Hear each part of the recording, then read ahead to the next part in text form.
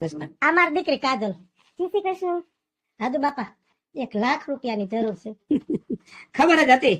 હવે તારી છોકરી જુવાન થઈ ગઈ ને એટલે પૈસાની જરૂર પડશે. 1 લાખ 2 લાખ રૂપિયા દઉં પણ છોડીને છે ને હારે ઠેકાણે પણાવજે ધામધૂમથી. દાદુ બાપા લગ્ન ની ઉતાવળ નથી, હજી એનું ભણતર બાકી છે.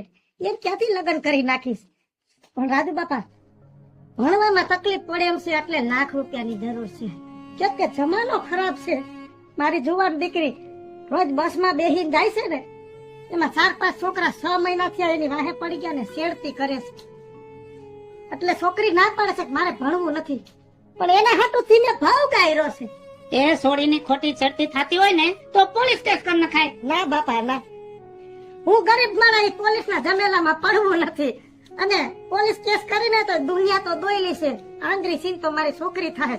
એના કરતા રાજુ બાપા એક નાની હુની ગાડી લઈ દઉં ને તો મારી દીકરીને કોઈ ભેગું જાવું આવું ને એકલી ભણી આવે ને રહી આવે. એટલે 1 લાખ રૂપિયા દ્યો ને તો એને એક નાની એવી ગાડી લઈ દઉં.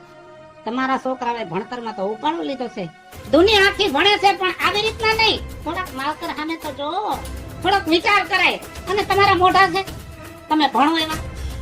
તમે ભણી ગણીને કઈ મોટા હોદ્દેદાર નહીં બની જાઓ. રાજુ બાપા મારી દીકરીને એટલું બધું તમે ન કયો.